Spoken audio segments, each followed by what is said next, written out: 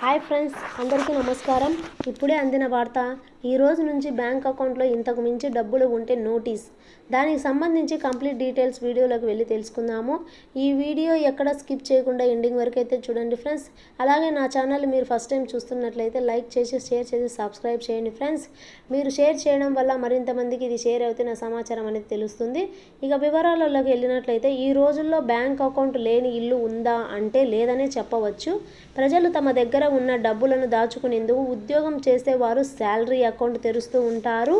ఇక ప్రభుత్వం పథకాలు, ప్రయోజనాలు, యోజనలు పొందేటందుకు అవకాశాల కోసం ఖచ్చితంగా బ్యాంక్ అకౌంట్లు ఉండాల్సిందే. ఇందుకోసం అవసరం ఉన్న ప్రతి ఒక్కరూ బ్యాంక్ అకౌంట్ తెరుస్తారు. ఇలా బ్యాంక్ సేవింగ్ ఖాతాలలో డబ్బులు సురక్షితంగా నిల్వ చేయవచ్చు. కాదంటే దానిపై వడ్డీ కూడా పొందవచ్చు. ఇక అన్ని డిజిటల్ ట్రాన్సాక్షన్స్ కూడా బ్యాంక్ అకౌంట్ ద్వారానే అవుతాయి. ఈ క్రమంలోనే బ్యాంకు ఖాతాలో ఎంత డబ్బులు నిల్వ చేయవచ్చు, లిమిట్ ఏదైనా ఉందా అనేది తెలుసుకుందాము. లిమిట్ ఉందా లేదా అని తెలుస్తుంది. చాలామంది కస్టమర్స్లు సేవింగ్స్ ఖాతా ద్వారా ట్రాన్సాక్షన్స్ చేస్తూ ఉంటారు. వారికి పొదుపు ఖాతాలో ఎంత డబ్బులు జమ చేసుకోవచ్చు అనేది విషయాలపై మనం తెలుసుకుందాము. అయితే సేవింగ్స్ ఖాతాలో ఎంత డబ్బులు జమ చేయవచ్చు, దాన్ని ఎలా లిమిట్ లేదా అయితే ఆదాయం పన్నుల శాఖ ఆర్థిక సంవత్సరంలో పొదుపు ఖాతా జమ చేయ డబ్బులపై ₹1,00,000 పరిమితి బిగించవచ్చు. దీనిలో ₹1,00,000 మించి డబ్బులు జమ చేస్తే మీకు ఆదాయపు పన్ను పరిధి వస్తుంది. ఆ నగదుపై ఆపై పన్నులు చెల్లించవలసి. ఇక ₹1,00,000 వరకు నగదు డిపాజిట్ చేస్తే మీకు ఆదాయపు పన్ను శాఖ తొలగించి చేస్తారు. అలాగే ₹1,00,000 కన్నా మించి నగదు సేవింగ్స్ ఖాతాలలో జమ ఉంటే ఆదాయపు పన్ను శాఖ మీపై నిఘా వేస్తుంది అని చెప్పవచ్చు.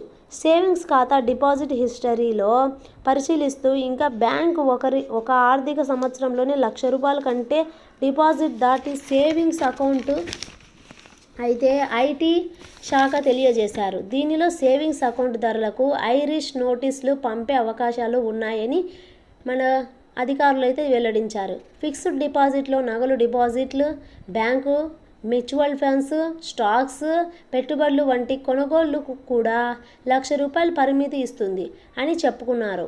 సో ఇది ₹1,00,000 మించి ఎక్కువ డిపాజిట్ చేస్తే వెంటనే ఆదాయపు పన్ను శాఖ దృష్టి వెల్లడించడం అయితే జరుగుతుంది. మీకు నోటీసులు కూడా రావడం అయితే జరుగుతుంది. అదేవిధంగా దీనిపై పన్ను కట్టవలసిన అవసరం కూడా ఉంటుంది. సో మీకు ఈ వీడియో నచ్చినట్లయితే వెంటనే లైక్ చేసి షేర్ చేసి సబ్స్క్రైబ్ చేయండి ఫ్రెండ్స్. మరిన్ని విషయాలు మనం నెక్స్ట్ వీడియోలో తెలుసుకుందాము. మీకు ఈ సమాచారంలో ఏదైనా డౌట్స్ ఉంటే నా కామెంట్ రూపంలో తెలియజేయండి. నేను వెంటనే రిప్లై మాత్రం